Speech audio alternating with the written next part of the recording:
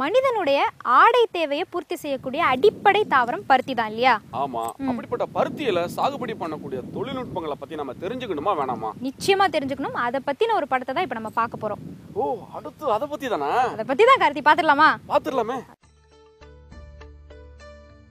வெள்ளை தங்கம் என அழைக்கப்படும் பருத்தி நமது நாட்டின் முக்கியமான வணிகப் பயிராக கருதப்படுகிறது. உலகிலேயே அதிக பரப்பளவில் பருத்தி பயிரிடும் நாடு நமது நாடுதான். பருத்தி சாகுபடியில் நவீன தொழில்நுட்பங்களை பின்பற்ற விவசாயிகளுக்கு வழிகாட்டுதல் தரப்படுகிறது.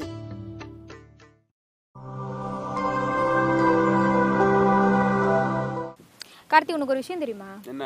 பருத்தி பயிர்றதுக்கு கரிசல் மண் ரொம்ப உகந்த நிலம், தெரியுமா உனக்கு? அது மட்டும் இல்ல ஆர்த்தி, நம்ம கரிசல் நிலம் மட்டும் கிடையாது, நம்மளோட செம்மண் பூமி இருக்கு பாத்தீங்களா, அதுல கூட நம்ம பருத்தியை ரொம்ப அழகா விளைவிக்கிறாங்க. அது உங்களுக்கு தெரியுமா? சரி, இப்போ பருத்தியை பயிர்றதுக்கு நிலத்தை எப்படி தயார் பண்ணணும்னு தெரியணுமா வேண்டாமா? கண்டிப்பா தெரிஞ்சுக்கணும்ல. தெரிஞ்சுக்கலாமா? தெரிஞ்சுக்கலாம். ஹெக்டருக்கு 12.5 டன் தொழு உரத்தை உழுவதற்கு முன் மண்ணின் மீது பரப்பி உழவு செய்ய வேண்டும்.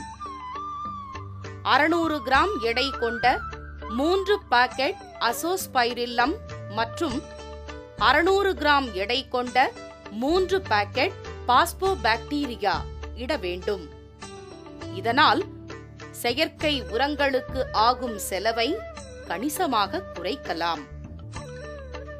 நிலத்தை நன்றாக உழுது பண்படுத்த வேண்டும். மண் நன்கு பொடியாகும்படி உழுத பின்னர் ஹெக்டருக்கு வேப்பம் புண்ணாக்கு 250 கிராம் இடுவதின் மூலம் கூன்வண்டின் தாக்குதலை தவிர்க்க முடியும்.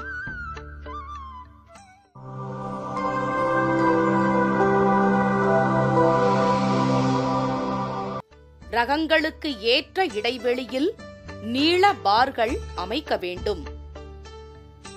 தனி பருத்தி ரகங்களுக்கு 75 முதல் 90 சென்டிமீட்டர் இடைவெளியும், வீரிய ஒட்டு ரகங்களுக்கு 90 முதல் 120 சென்டிமீட்டர் இடைவெளியும், மானாவாரி ரகங்களுக்கு 45 சென்டிமீட்டர் இடைவெளியும், குறுகிய வயது ரகங்களுக்கு 60 சென்டிமீட்டர் இடைவெளியும் விட்டு பார்கள் அமைக்க வேண்டும்.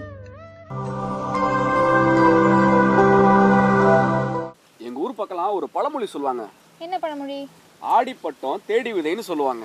கார்த்தி, உங்க ஊர் பக்கம் மட்டும் இல்ல கார்த்தி, எல்லா ஊர்லயும் அந்த பழமொழி தான் சொல்லுவாங்க. நீ விதையை பத்தி தானே சொல்ல வந்த? ஆமா ஆமா. அந்த விதையை நம்ம தேர்வு செய்யறதுலயும் அந்த விதையை நம்ம நேர்த்தி செய்யறதுலயும் எவ்வளவு கவனம் செலுத்தணும் தெரியுமா? ரொம்ப கவனம் செலுத்தணும். பொருத்தமான ரகங்களை தேர்வு செய்வதும் தரமான விதைகளை தேர்வு செய்து வாங்குவதும் மிகவும் முக்கியம். 1 கிலோ விதைப்பு அரப்பு இலை 100 கிராம், DAP 40 கிராம், நுண்ணூட்ட கலவை 15 கிராம், அசோஸ்பைரில்லம் 200 கிராம் எடுத்து 5% மைதா பசையுடன் கலந்து விதை முலாம் தயார் செய்வதன் மூலம் முளைப்புத்திறன் மற்றும் செடியின் வீரியத்தை கூட்டலாம். பஞ்சு நீக்கிய 1 கிலோ விதைக்கு 4 கிராம் ட்ரைகோடெர்மா விரிடி என்ற நன்மை செய்யும் முட்டை ஒட்டுண்ணியை கலந்து உடன் விதைக்க வேண்டும்.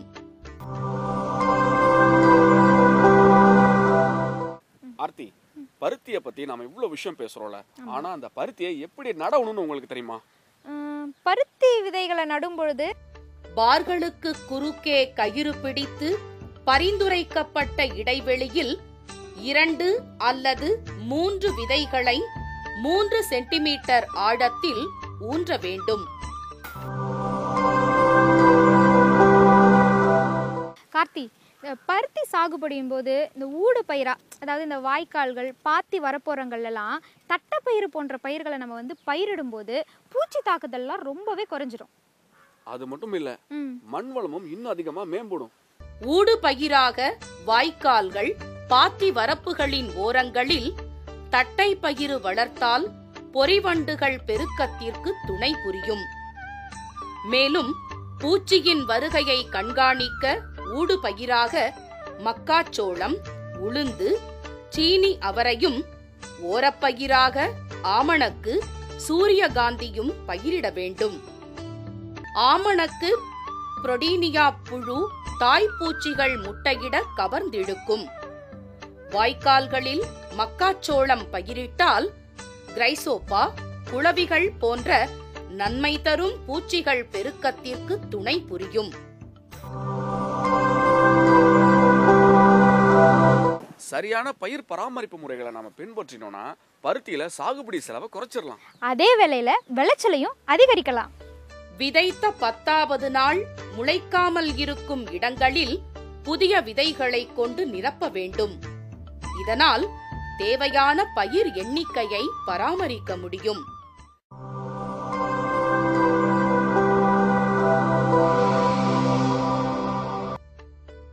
மண் பரிசோதனைக்கு ஏற்ப தழை, மணி மற்றும் சாம்பல் சத்துக்களை இட வேண்டும். தனி ரகங்களுக்கு தழைச்சத்து 80 கிலோ, மணிச்சத்து 40 கிலோ, சாம்பல் சத்து 40 கிலோ இட வேண்டும். வீரிய ஒட்டு ரகங்களுக்கு தழைச்சத்து 120 கிலோ, மணிச்சத்து 60 கிலோ, சாம்பல் சத்து 60 கிலோ இட வேண்டும்.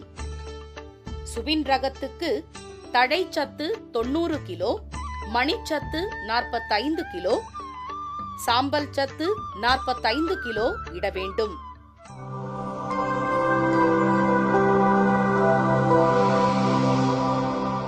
பருத்தி பயிரில் மக்னீசியம் சத்து, துத்தநாகம் சத்து, போரான் சத்து, இரும்பு சத்து போன்ற சத்து குறைபாடுகள் ஏற்படுவது வழக்கம். அதற்கேற்ப பரிந்துரைக்கப்பட்ட நுண்ணூட்ட கலவை இட வேண்டும். இப்போ இந்த இரும்பு, துத்தநாகம், மயில் துத்தம், போரான் இந்த 4 பருத்தியில் பாதிப்படையக்கூடிய அளவுக்கு நமக்கு இன்றைக்கி பிரச்சனைகள் இருக்குது. அதுக்கு நம்ம பருத்திக்கு நுண்ணூட்ட கலவைகள் அதை வாங்கி நம்ம அடி உரமாக நம்ம போட்டுக்கலாம். தேவைக்கேற்ப வளர்ச்சி ஊக்கிகள் தெளித்தல் அவசியம். 40 மில்லி நாப்தலின் அசிட்டிக் அமிலத்தை 1 லிட்டர் நீரில் கரைத்தால் 40 ppm கரைசல் கிடைக்கும். நாப்தலின் அசிட்டிலிக் அமிலம் 40 ppm கரைசலை மொக்குவிடும் பருவத்தில் தெளிக்க வேண்டும். முதல் முறை தெளித்து 1 மாதம் கழித்து 2வது முறையாக 90ஆம் நாள் தெளிக்க வேண்டும். இவ்வாறு செய்வதால் மொட்டுகள் உதிர்வது குறைக்கப்பட்டு காய்கள் அதிகம் பிடிக்க உதவுகிறது.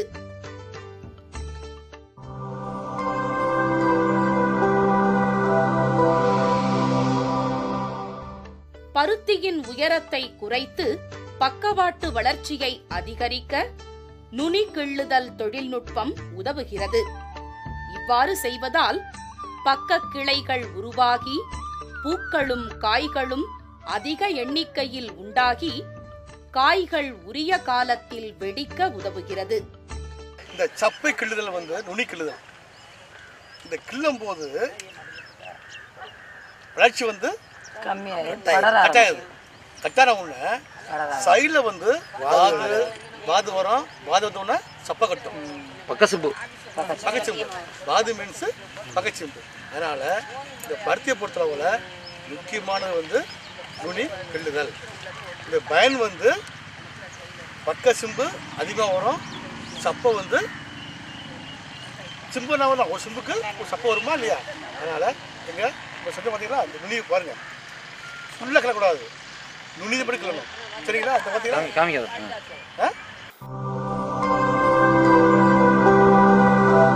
கார்த்தி, இந்த களை எடுக்கிறது, பூச்சி தடுப்பு, நோய் வராமல் தடுக்கிறது, இது எல்லாத்துக்குமே கூடுமான வரைக்கும் இயற்கை முறையை பயன்படுத்துறது தான் ரொம்ப நல்லது கார்த்தி. அப்படியே இந்த இயற்கை மருந்துகளை சில நேரங்களில் பூச்சிகள்லாம் கட்டுப்படாது. அப்படி இருக்கும் பட்சத்தில் தேவைப்பட்டா நம்ம இந்த ரசாயன மருந்துகளை நம்ம எடுத்துக்கலாம். செடிகளுக்கு இடையே உள்ள களைகளை களை மூலமாக அகற்றிவிட வேண்டும். பின்னர் நாட்டு கலப்பை கொண்டு இடைவிடவு செய்து மண் அணைத்து நீர் பாய்ச்ச வேண்டும். களைகளை கட்டுப்படுத்த மறைமுகமான சில உழவியல் முறைகள் உண்டு. அவற்றில் முக்கியமானவை பயிர் சுழற்சி, பசுந்தாள் உரம் பயிர் செய்தல், தரிசு விடுதல் முதலியவை.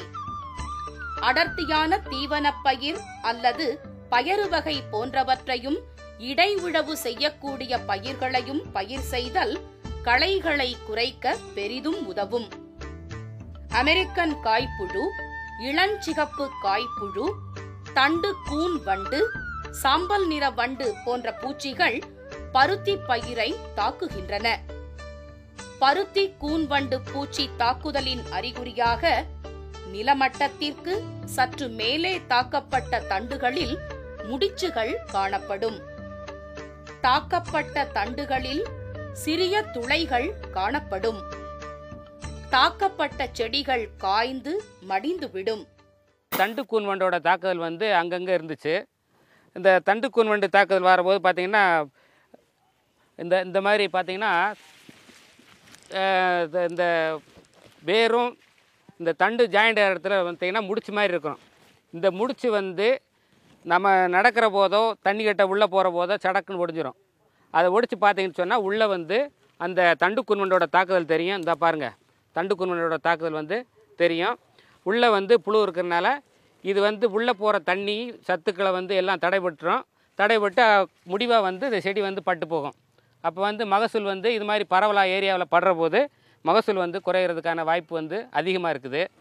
இதை கட்டுப்படுத்துறதுக்கு வந்து நாங்கள் வந்து குளோரிபைரிபாஸ் மருந்து வந்து 2 மில்லி 1 லிட்டர் தண்ணியில் கரைச்சி செடியோட தூரில் வந்து ஊற்றுறதுக்கு பரிந்துரை பண்ணியிருக்கிறோம். தீமை செய்யும் பூச்சிகளை கட்டுப்படுத்த பல்வேறு பொறிகளையும் பயன்படுத்தலாம்.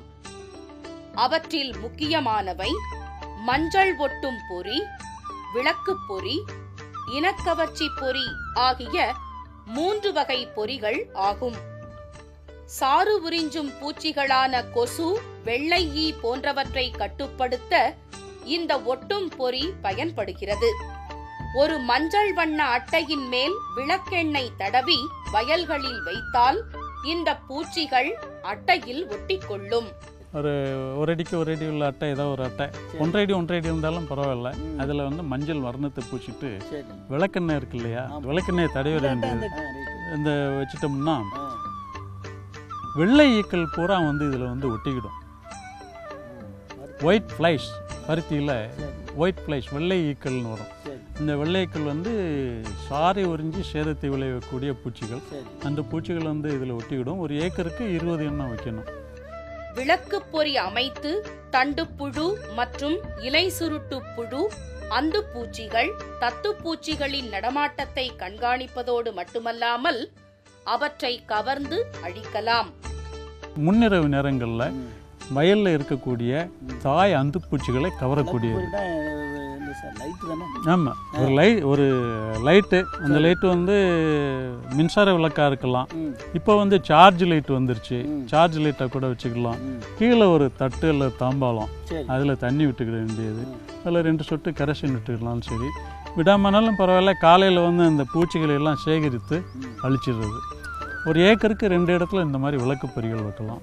இனக்கவர்ச்சி பொறி என்பது எதிரெதிர் பாலினத்தை சேர்ந்த தாய் பூச்சிகளை கவர்வதாகும். பெண் பூச்சிகள் வெளியிடும் ஒருவித ஹார்மோன் வாசனையை நுகர்ந்து ஆண் பூச்சிகள் தங்கள் எதிர்பாலினத்தை நோக்கி வரும். இந்த இயற்கை அடிப்படையை கொண்டுதான் இனக்கவர்ச்சி பொறிகள் செயல்படுகின்றன. இவ்வாறு கவரப்படும் பூச்சிகள் பின்னர் அழிக்கப்படும். அந்த இனக்கவர்ச்சி பொறியில் பெண் பூச்சியினுடைய வாடையை ஒரு ரப்பரில் தடையை வச்சுருப்பாங்க. அது வந்து ரொம்ப தீவிரமான வாடையாக இருக்கும். சாதாரண பெண் பூச்சி எங்கே இருக்குன்னு சொல்லி இந்த ஆண் பூச்சியால் கண்டுபிடிக்க முடியாத அளவுக்கு இங்கே தான் பெண் பூச்சி இருக்குன்னு நினச்சி எல்லா ஆண் பூச்சிகளுமே இந்த இடத்துக்கு வந்துடும். கீழே வந்து ஒரு கவர் மாதிரி வச்சுருப்பாங்க, பை மாதிரி. அந்த பையில் வந்து உள்ளே விழுந்துடும். உள்ளே விழுந்த பிறகு வெளியே எந்திரிச்சு போக முடியாது. ஒரு ஏக்கருக்கு 5 கவர்ச்சி பொறிகள் வைக்கணும். உங்கள்கிட்ட ஒரு கேள்வி கேட்கலாமா? கேளுங்க. பருத்தி விவசாயிகள்ல யாரு அதிக பலனை பெறுவாங்கன்னு தெரியுமா? ரொம்ப எளிமை. பருத்தி பயிரினுடைய வளர்ச்சி நிலைக்கேற்ப யார் நீர்ப்பாசன வசதியை அமைக்கிறாங்களோ அவங்க தான் அதிக பலனை பெற முடியும். விதைத்தவுடன் நீர் பாய்ச்ச வேண்டும்.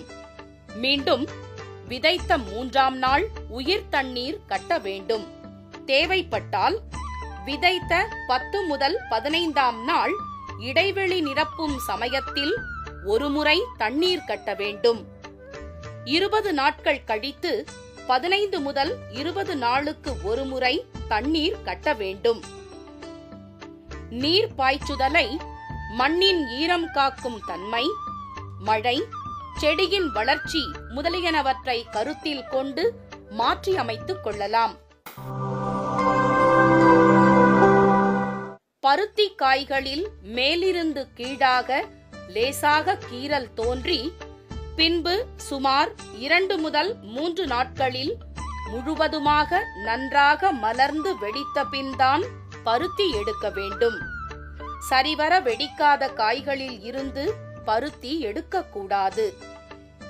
120 நாளில் தொடங்கி வாரத்திற்கு ஒரு முறை அல்லது 10 நாட்களுக்கு ஒரு முறை வீதம் 4 முறை பருத்தி எடுக்கலாம். நன்கு மலர்ந்து வெடித்த காய்களில் உள்ள 4-5 சுளைகளையும் கைவிரல்களை காய்க்கு பக்கவாட்டில் கொடுத்து லாவகமாக எடுக்க வேண்டும். காலை இளம் வெயில் நேரத்தில் 10 மணிக்குள்ளாகவும் மாலை 3 மணிக்கு பின் பருத்தி எடுப்பது நல்லது. தும்பும் தூசியும் இல்லாதபடி எடுக்கப்படும் சுத்தமான பருத்தி சுளைகளை தனியாக ஒரு துணி பையிலோ அல்லது சாக்கு பையிலோ வைத்துக்கொண்டு கொட்டை பருத்தியை தனியாக இன்னொரு பையிலுமாக வைத்துக் கொள்ள வேண்டும். விற்பனைக்கு முன் நல்ல பருத்தி, கொட்டை பருத்தி, சொத்தை பருத்தி என தரம் பிரித்து சாக்கு பைகளில் தைத்து விற்பனைக்கு அனுப்ப வேண்டும். கார்த்தி, தர கட்டுப்பாட்டுக்கு உட்படுத்தப்பட்ட பருத்திக்கு நல்ல மதிப்பும் கூடுதல் விலையும் கிடைக்கும் தெரியுமா? ஓ அப்படியா? அப்ப அந்த ஒழுங்குமுறை விற்பனை கூடங்கள்ல பருத்தி எங்கெங்கெல்லாம் தரம் பிரிக்கிறாங்களோ அதை வந்து நம்ம விவசாயிகள் முழுமையா பயன்படுத்திக்கணும்ல. நிச்சயமா. இப்படி நல்ல சாகுபடி தொழில்நுட்ப முறைகளை பயன்படுத்தக்கூடிய நம்மளுடைய விவசாயிகள் வீட்டுல செல்வமும் மகிழ்ச்சியும் என்றென்றும் நிலைத்திருக்க வெள்ளை தங்கமாம் பருத்தி என்றும் துணை நிற்கும் என்பது உறுதி.